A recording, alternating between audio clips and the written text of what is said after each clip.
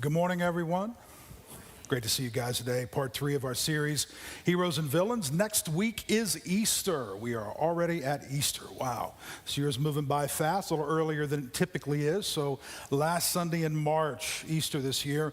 Wonderful opportunity for you to bring your family, friends. People still respond pretty positively to an invitation on Easter Sunday morning. We would love to have them here. We'll do everything we can to present good news to them and to love them and give them a great experience while they're here. Also, this will be my last shot at being able to talk about our Easter offering that we are receiving next Sunday. This is an opportunity for those of you who consider FBC your home to assist us with resourcing your church. We're growing, people are connecting, more and more people are calling Forest Park a place that they want to connect with and bring their family to. So as the people increase, of course, resources need to increase as well. So next week, just consider, this is not high pressure, nobody's gonna, feel one way or the other, whether you give or don't give or something like that, but just consider being as generous as possible and give above and beyond. We've got some envelopes in the back of the seats, different colors, and we would really like for you to take one of those. Talk with your family about it. Go ahead and plan on what you're going to do. Also, one more thing before we jump into part 3. Those of you watching online, you can consider giving as well. If you call Forest Park your home and you watch online, whether you're here in our area or somewhere else. We had 2 generous people this past week give an early Easter offering, and it was so helpful because it went directly to purchasing a new computer we needed to be able to help with the online audience. Some of our computers are getting a little dated, a little slow, and that was able to go to help in that area, and also audio here at the church. So when people give, it really helps make a big difference. It's not going to sit in some big pile somewhere. We don't have a big pile somewhere. It goes into ministry and goes to doing the different things that we have here. So thank you for all those who are so faithful with this. All right, let's jump into part 3 of our series, Heroes and Villains. I'm a Billy Joel fan. Anybody else in here a Billy Joel fan? A few of you? Okay. I have loved his music through the decades. In my opinion, he is an artist, poet, and musician all wrapped together and stands above much of the repetitious and predictable music of today. Whether you're a fan or not, it's pretty amazing when you consider he has sold more than 160 million records over the course of a career spanning 4 decades, 6 Grammy Awards, nominated 23 times, inducted into the Songwriters Hall of Fame, Rock and Roll Hall of Fame. Billy Joel is one of the most popular recording artists and respected entertainers in the world. Since signing his first solo recording contract in 1972, he has achieved 33 top 40 hits. Even more amazing to me, he wrote every single one of those top hits. It's pretty amazing as a songwriter and a singer and musician. That's talent all rolled together. But in 2007, Billy Joel released his final new music, and from then on, fans were listening and re-listening to all his classics. So fans were thrilled when in 2024, after 17 years without any new music, Billy released a single, Turn the Lights Back On. As many of his songs, there are multi-layered meanings when you listen to this song. When you listen to the music and the lyrics and the tone in his voice, you realize he's singing about lost love, life regrets, and his music career that has somewhat been sleeping for the last 17 years or so. I love the song. I've heard it over and over and over again. I drift into the lyrics and the meaning and the emotion of it all. I want you to listen to just part of the lyrics to this song. Here's how the song begins. Please open the door. Nothing is different. We've been here before, pacing these halls, trying to talk over the silence. And pride sticks out its tongue, laughs at the portrait that we've become, stuck in the frame, unable to change. I was wrong. Then the chorus says, I'm late, but I'm here right now. Though I used to be romantic, I forgot somehow. Time can make you blind, but I see you now. As we're lying in the darkness, did I wait too long to turn the lights back on? From my perspective, it's a song of self-awareness. It's about waking up from slumber and recognizing the truth about who you are and what you've become, and regretting lost years, lost loves, bad choices, missed opportunities, and then wondering if it's too late for me. Can I come back? Can I turn the lights back on and start again? It's good stuff. I want you to hear me very well. Becoming self-aware is possibly the single most beneficial leap toward wholeness one can take. And it is also one of the most painful experiences one can endure. Why? Because within self-awareness, you see yourself in the bright light of truth. Most people do not see themselves in the bright light of truth. Most people see themselves in the thin cover of image management. Self-awareness occurs when you strip the curated images away and see yourself as is, maybe for the first time in your life, when your strengths and weaknesses become clear, when your motivations are revealed, when you see how you treat others, when your selfish desires are no longer hidden, when your dishonest language is exposed, when your fears are confronted, when your insecurities are laid open, when your deceit is dissected and displayed for all to see. And for the first time, you get raw and transparent, and you say, I want to change, I want to be different. And finally, you are willing to be transformed. You are willing to humble yourself and apologize and make things right. But as Billy Joel says, you wonder when you're lying in the darkness, is it too late to turn the lights back on? This is why self-awareness is the single most beneficial step toward wholeness and the single greatest painful experience rolled into one. Unfortunately, for many of us, it happens late in life. For some of us, too late in life. In fact, for some of us, it takes a tragedy to awaken us from our slumber, or a series of failures, or we simply get to the end of ourselves through butting our head against the wall, and on one of those butts, we become aware. Self-awareness is a sobering experience. It shocks you out of the slumber and sleepiness you've grown accustomed to and places you in the cold wind of reality. The earlier this occurs, the better. In fact, if I could, I would help you become fully aware in your 20s. Because the earlier you become self-aware of your weaknesses, of your strengths, of your sins, of your insecurities, of your pain, of your trauma, of your patterns, of your habits, of your addictions, of your hang-ups, of all the things in your life, the earlier you become aware of that, the longer you have for transformation to occur in your life. Quickly, I want to show you a glimpse of this awakening in the life of one of the disciples by the name of Peter. This is not our main passage, but it is an important one, and it serves as a great illustration to this occurring in the life of someone that we look at as a hero of the faith. Peter, let me give you a little background. Peter was a skilled fisherman. He had been trained by his parents and family to fish and fish well and how to fish, and he had just finished a night of frustrating fishing. He worked all night and he caught nothing. He tried everything. He pulled out all the stops. He pulled out all the different kinds of bait. He used all the tricks that he knew how to pull in fish, and he did nothing that night. So he comes in that morning, he's tired, he's disappointed, he's disheartened. And this is the story that we find in Luke 5. Jesus was standing on the shore of Lake Gennesaret, teaching the people as they crowded around him to hear God's message. Near the shore, he saw two boats there, left there by some fishermen who had gone to wash their nets. Jesus got into the boat that belonged to Simon, or Peter, and asked him to row it out a little way from the shore.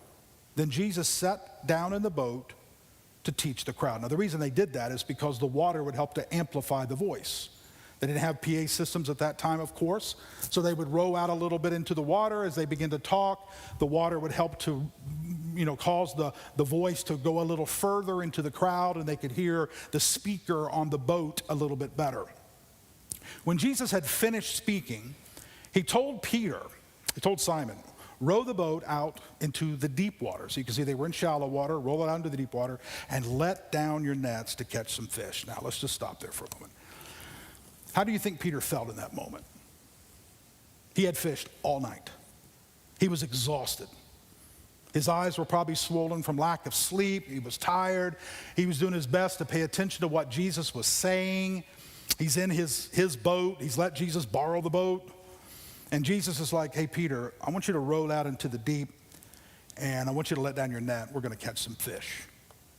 Now, the response of Peter here, which comes next, and we're going to get to it, comes from a man on the verge of self-awareness. He is in the process of seeing himself raw and unfiltered. He's not there yet, but he's moving in that direction. Listen to what Peter says to Jesus' request. Master, Simon answered. I don't know if you know this or not, but we have worked hard all night long and have caught nothing. Nothing. I used my best nets. I've used all kinds of bait. I've gone to this side of the lake, that side of the lake. I've done everything. The school of fish, they're just not here. Maybe they'll be here tonight, but they're not here. They were not here last night. I've done everything. But I tell you what, if you want me to do it, I'll do it. We'll row out, we'll throw down the nets again, and we'll see what happens. They did this and caught so many fish that their nets began ripping apart. Then they signaled for their partners in the other boat to come and help them. The men came, and together they filled the two boats so full that it began to sink. Imagine Peter's response. When this occurs, Peter realizes how little he knows about reality, how ignorant he still remains about faith and trust and humility and Jesus. The school of fish jumping into the net after Peter had fished all night. After Peter used his knowledge of fishing, his experience on the water, his resources as a fisherman, now the fish just jump into the net because Jesus lets down it into the water?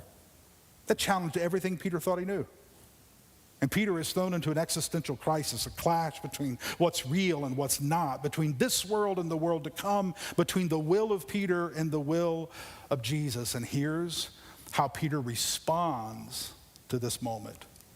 When Simon Peter saw this happen, he knelt down in front of Jesus and said, Lord, don't come near me. I am a sinner.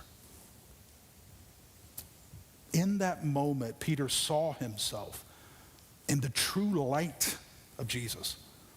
In that moment, Peter realized he was not interacting with a talented teacher or a high-level leader. He realized Jesus was more than a really good magician or an illusionist. Jesus didn't have fishing experience in his background and pulled out some trick that he learned years ago and caused the fish to jump in the net. Peter understood Jesus had the ability to just speak to the fish and they would respond. Peter was in the boat, not with a mere man. He was in the boat with God. And all of Peter's frustrations and doubts and insecurities and sins and imperfections were exposed in the light of the purity of Jesus. And the only thing he knew to do in that moment was back away from that light as quickly as he could and said, get away from me, I'm a sinner. You see, when the villain part of you is seen, I mean really seen, and you realize that the villain that's inside you eats with you and sleeps with you and influences your thoughts and motives and desires and responses, it can be quite alarming, even depressing. It might happen when you're sitting alone in your living room or sleeping alone in your bed. You're thinking in the dark, and for whatever reason it occurs to you, you know, I've made every imaginable excuse my whole life. I have blamed other people, I've pointed fingers at other people, but the reality is I am responsible for the failure of my marriage. I'm not the only reason, but I certainly played a part. That's sobering. It might happen when you can't enjoy much of anything without a drink or a few pills before you do something recreational. And at some point it occurs to you, I'm more addicted to this stuff than I thought I was. And all of a sudden, you just have this awakening. Or you can't work on your computer without checking out a sex site before or after, and it finally occurs. What's going on with me? Or when you feel alone in a crowd, and you realize you don't really have any friends, and it's not because people aren't friendly, it's because you don't know how to make friends, or you're just too hard. People don't know how to interact with you, and it occurs. You're the reason. or when you're depressed and you've never dealt with your stuff, you've never dealt with your family drama, your false beliefs, your abuse as a child, and now you're getting older, and you wonder, is there still time for me? The awakening might happen in a variety of ways, accompanied by a variety of emotions, because no two awakenings are the same, because no two people are the same. Some people respond to this awakening unwisely. They begin drinking or taking too many pills or 100 other vices to numb themselves from the light, to blind themselves from the purity of the truth. They become convinced another, different relationship will solve all their problems, so out with the old and in with the new. They drown out their thoughts and emotions by staying as busy as they possibly can and keeping life as loud as they can take it so they don't have to hear the voices. Some do the opposite and throw themselves into super spiritual stuff. They switch out one addiction for another one. Now it's church and God and religion. And a few make the final decision and end it all. So here's the question for today, okay? Here's the tension. What does deep, lasting, genuine soul renovation look like for someone who recognizes all the mess inside, all the broken parts, all the messed up pieces of themselves? What does it look like for God to refurbish and repair and rebuild and restore a villain? Obviously, I'm not going to be able to answer this whole question today, so I'm going to slice off a little piece of it and kind of examine it up close, because it can be quite discouraging when you feel more like a villain than you do a hero. And today I'm going to give you some inside information, all right? Stuff that I've learned about me, things I've learned about people, things I've learned about the renovation God uses in our life. Why? Here's why. 3 big ideas. I'm going to break these down quickly for you, okay? The first one is because I want you to know what's happening inside of you when you don't know what's happening inside of you. Okay, I'm going to tell you what's going on inside you. The emotions, why you feel the feelings you have, the frustrations, the emotions, the disruptions. I want you to understand why you feel angry and sad and frustrated and confused. I'm going to speak to you about that quickly. The second thing I want to do today is I want you to understand the process of how transformation works. In other words, how God goes about changing you. And thirdly, I want you to be encouraged and not lose hope, because most people do. And I don't want the people of FPC to be like most people. I've been in a lot of churches. You ain't like most people. And that's a good thing, all right? So let's go through those 3 quickly, all right? Number 1, what's going on inside me? I want you to get to know yourself a little better, that self-awakening that I talked about at the beginning. This is not too deep. We're wading into shallow water, but it is enough to get your feet wet. So when we look at you, when we have a casual conversation with you, whether that's here in the auditorium, in the lobby, on Facebook, on Instagram, at a restaurant, just casual conversations with you, when we look at you, when we get to know you a little, what we see, what we discuss, what we get to know is not all there is to know about you. I told you it's not too deep. That's pretty shallow. There are layers upon layers of your personality and motives and dreams and goals and behaviors and beliefs that we have no idea about. The best way I know to look at that is this image of an onion. People are like onions. Layers upon layers. We see the outside, we interact with the outside, but there are other things about you that are true. As you can see, as you get lower and lower, you've got perceptions on the outside. And then as we get a little lower into you, we get behavioral patterns, and then personal choices, and then internalized values. And then we get to the very center of who you are, and that is your core beliefs and what you truly believe about yourself. Not what you say you believe. What you actually believe about yourself, what you believe about God, what you believe about people, what you believe about the world, what you believe about everything operates your entire life. It's all coming out of the inside, but a lot of us don't know what's in the inside. We've never sat down and even evaluated what's really on the inside. We interact with the outside, not the inside, because the outside is what everybody sees, what everybody enters. Let me help you with this. I'm going to help you with your marriage, help you with your girlfriend, boyfriend, friends. I'm going to help you with everybody you know. Okay? People are layered like onions. What you experience about someone is what they present on the outside, the outer layer. What you see is true about the person, but it's far from everything about that person. You marry the first layer. You live with the layers underneath. You hire the first layer. You partner with the layers underneath. You become friends with the first layer. You build a friendship with the layers underneath. And it takes a while to get to the layers underneath. That's why at the beginning everything's like the honeymoon, and then you get to the layers underneath and you realize on the inside there was rot. On the outside everything looked great. On the inside it was falling apart. It takes a while to get there. But it gets deeper. What you think you know about yourself is not all there is to know about you. Most people are utterly ignorant about themselves. And I am convinced it takes most of one's life to get to know oneself. You simply don't know what you don't know. Here's a simple image that'll help you with this. Some of you are familiar with it, the Dunning-Kruger effect. On the left-hand side, we have high confidence, but we have low competence. You ever met a 20-year-old that absolutely knows nothing about life but thinks he knows everything about life? That's the person on the left. Do you have a teenager in your home right now who knows everything there is to know about everything else but has absolutely no education, no knowledge, no experience? That's on the left. Now, let me just tell you, I'm picking on 20-year-olds and 16-year-olds, but there's a lot of 45-year-olds that fall into that exact same category, trust me, okay? But here it is in life, when you're around, 15, 18, 20 years old, you are high with confidence how much you think you know, but you are super low with how much you actually know. This is life.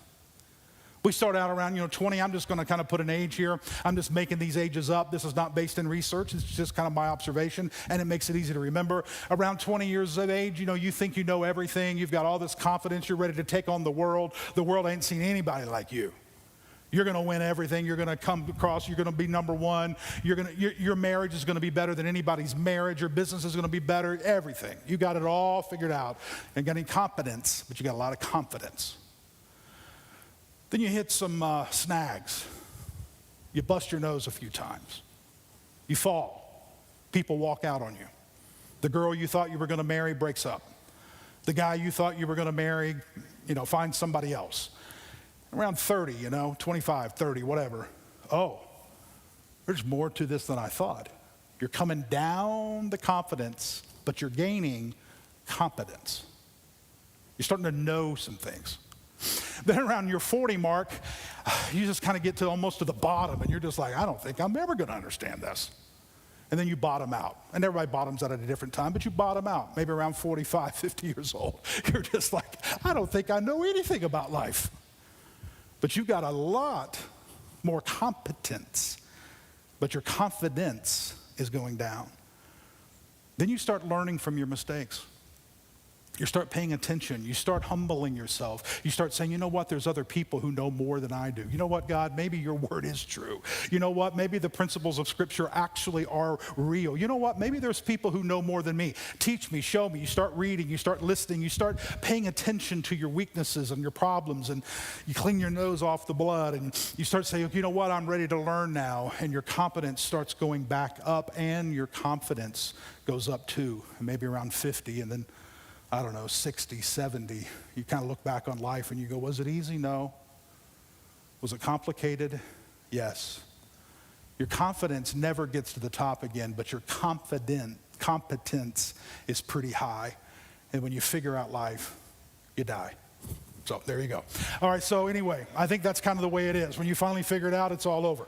I wish it was different, but that's pretty much the way it is. But that's life right there. That's life.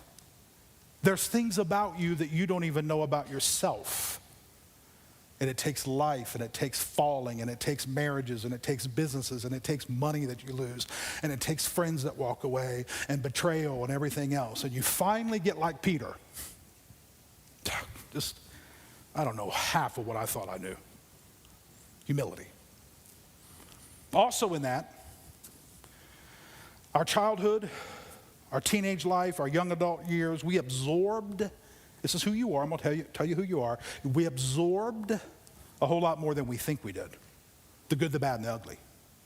Most everybody's familiar with the term secondhand smoke. That's when someone else smokes. You're not smoking, they're smoking, but you inhale the smoke that they have. They blow it in the air, you smoke it. You didn't really. Passive smoking, involuntary smoking. You're all familiar with that idea, that term. What had also happened when you were a child?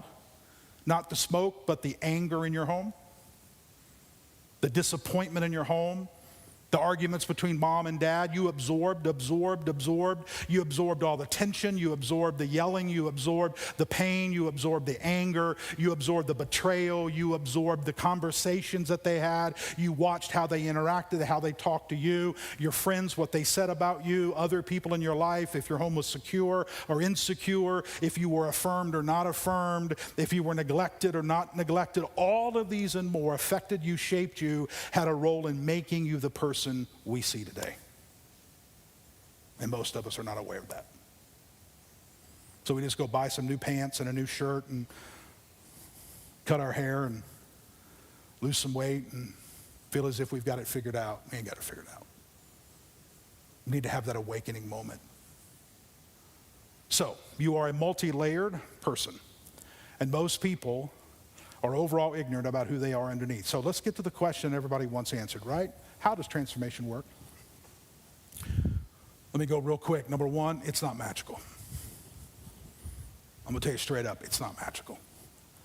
There's no magical prayer, no magical formula. I wish I had a magical prayer. You wish I had a magical prayer. Because if I had a magical prayer that would transform you and transform your family, some of you would bring your husbands up here right now. You'd bring your wife up here right now. You'd bring your parents up here. You'd bring your kids up here. There is no magical formula. No person has the touch to change your life. No super anointed, extra spiritual man or woman of great faith and power can pray for you and suddenly you're different. It doesn't work that way. It's also not instant. It's not instant. You can't decide in one moment to be healed and whole. No one can give you a quote or a thought or an idea or a scripture and all of a sudden everything is fixed and repaired. Again, it doesn't work that way. And it's not secret. The church over there, this book, that author, that pastor, that teaching, that podcast, they don't have a secret recipe. There's truth in all of that. There's principles in all of that. But there is no secret recipe and someone else has it, and if you can get it, suddenly everything in your life is different. That's not the way it works. Let me tell you what the truth is, okay?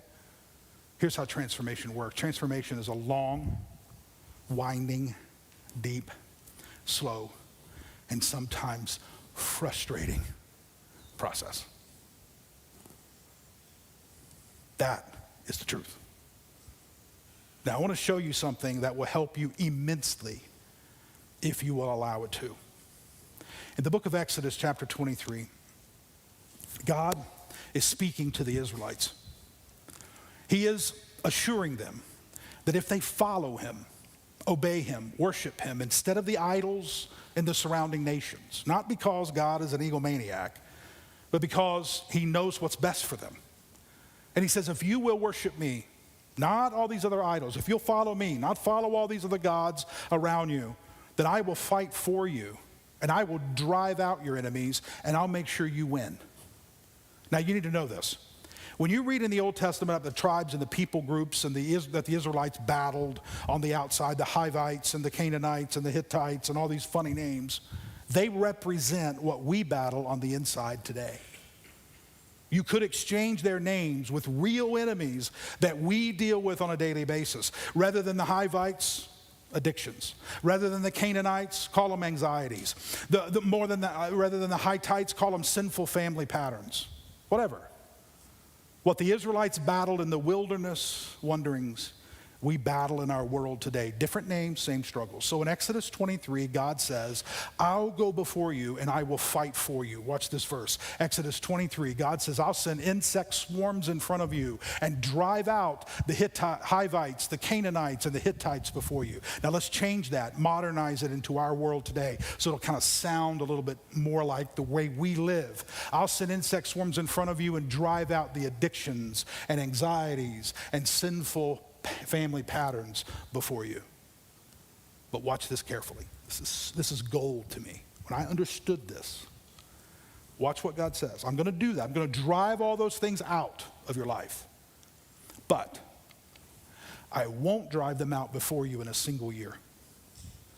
So the land won't be abandoned and the wild animals won't multiply around you. I'm going to drive them out.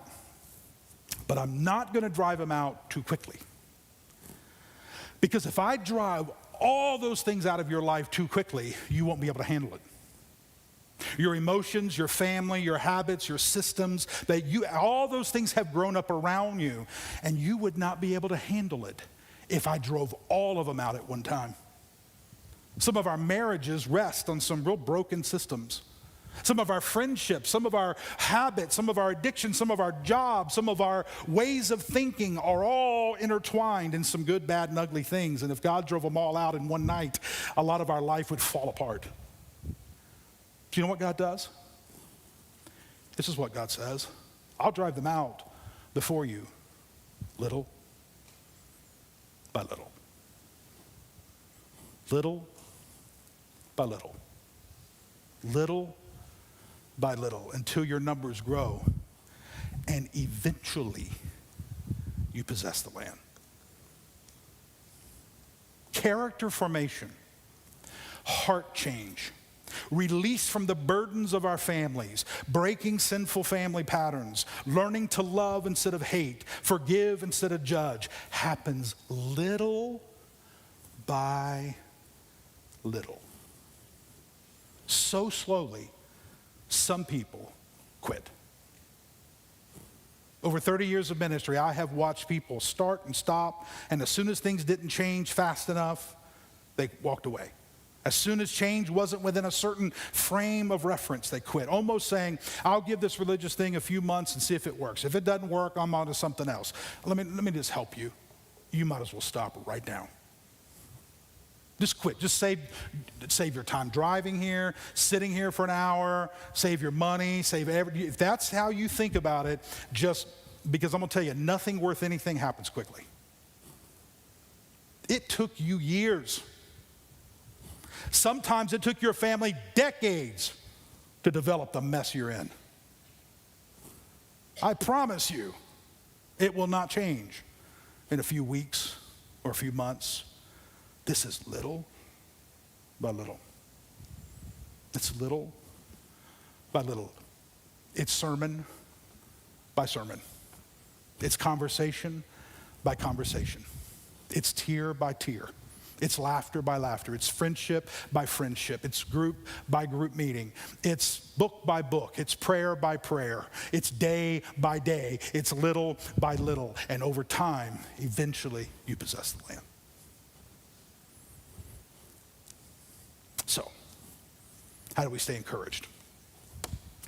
All right, I want to give you some positive, helpful truth.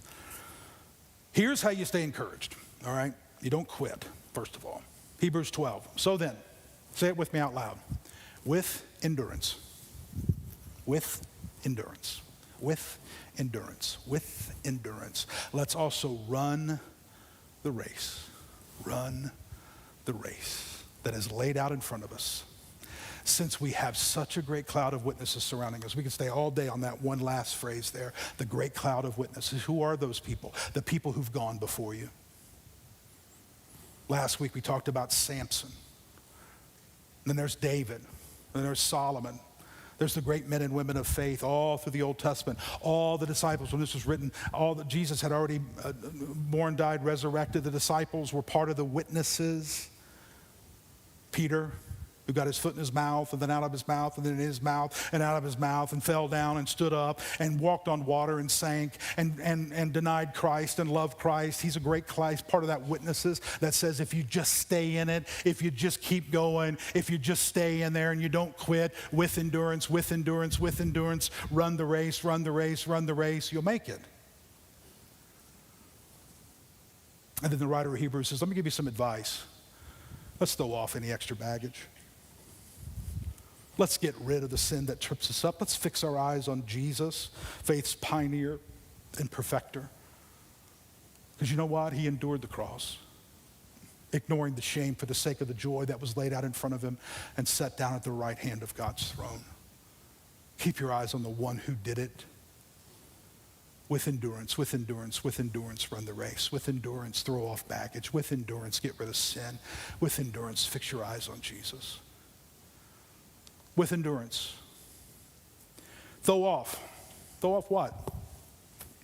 Throw off baggage. What baggage? Anything that slows you down. Anything that slows you down. I don't know what that is in your life. You got to figure that out. What slows you down? What's the baggage in your life that slows you down? Behaviors, relationships, attitudes, habits, whatever it is. Throw it off. Throw it off. Throw it off. You're in a race. Throw it off. You don't need it. Throw it off. You're trying to accomplish something here. Throw it off. You're in the game of transformation. Throw it off. You got something to win here. Throw it off. Sins, walk away from them. I can't tell you what those things are. You got to deal with that. What are the sins in your life? What are the things that slow you down? What are the things that impede your running? And then center your attention on the one who went before you, Jesus. Let me give you this little side note, then I'm going to close.